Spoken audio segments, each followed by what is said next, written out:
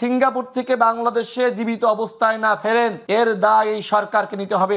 আজকে অভ্যুত্থানের শক্তিদেরকে এই সরকার নিরাপত্তা দিতে পারছে না। 16 মাসে আপনি কি করলেন? 16 মাসে শুধুমাত্র বেতন নিলেন, মন্ত্রীপরিষদে থাকলেন, এই জন্য আপনাকে দায়িত্ব দিয়েছিলাম আমরা। আজকে এই রাষ্ট্রকে ব্যর্থ করার জন্য যা যা করা দরকার ডক্টর মোহাম্মদ ইউনূস করেছে, তার উপদেষ্টা পরিষদ করেছে। আমার ভাই উসমান হাদি আজকে মৃত্যুর সাথে পাঞ্জা লড়ছে, সে বাঁচবে কি মারা যাবে আমরা কেউ জানি না।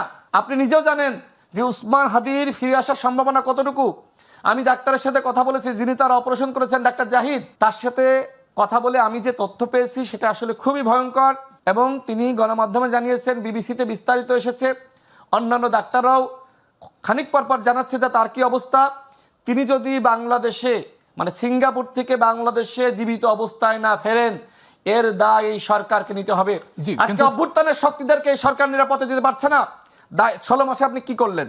16 মাসে শুধুমাত্র বেতন নিলেন, মন্ত্রীপরিষদে থাকলেন, এই জন্য আপনাকে দায়িত্ব দিয়েছিলাম আমরা। রাশেদ খান, আমি সেই প্রশ্নটি করতে চাচ্ছিলাম যে অভ্যুত্থানের পক্ষের শক্তি আপনি যাদের কথা বলছিলেন, যে লিয়াজু কমিটি, সেই লিয়াজু কমিটির অনেক সদস্যকে আজকে দেখেছি স্বরাষ্ট্র উপদেষ্টার পদত্যাগের দাবিতে তারা সচিবালয় ঘেরাও করেছেন, এবং আলাউদ্দিন মোহাম্মদ নিজেও শঙ্কা প্রকাশ করে কিন্তু তিনিও সমালোচনা করছেন।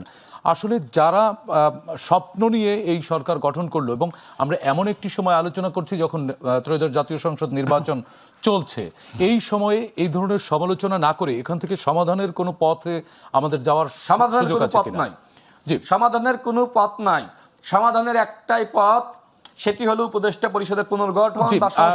স্বরাষ্ট্র উপদেষ্টা তিনি পুরোপুরি ব্যর্থ হয়েছেন এই আইন শৃঙ্খলা পরিস্থিতি নিয়ন্ত্রণ করতে। তারপরেও তাকে সরানো হচ্ছে না। কারণটা কি? তিনি ব্রিগেডিয়ার এই কারণে, না অন্য কোনো কারণে? ভাবা হচ্ছে যে তার প্রশাসনিক দক্ষতা রয়েছে, তিনি হয়তো এই ধরনের ম্যানেজমেন্ট পারবেন।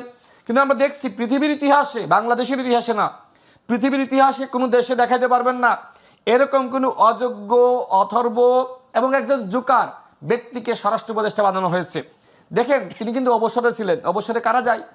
যারা অকেজে হয়ে যায়, যাদের আর ব্রেন কাজ করে না, যারা আসলে আর বোঝেন না যে কিভাবে রাষ্ট্র ফাংশন করবে, এই মানুষগুলোর এখন তাদের নাতিপুতির সাথে খেলাধুলা করে সময় পার করার কথা।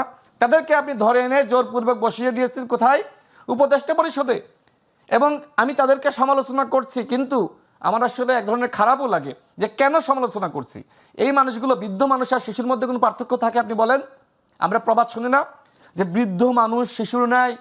তো এই উপদেষ্টা পরিষদে এই শিশুরা রয়েছে, তাদের দিয়ে আপনি কি রাষ্ট্রের পুনর্গঠন করবেন, কি রাষ্ট্রের সংস্কার করবেন?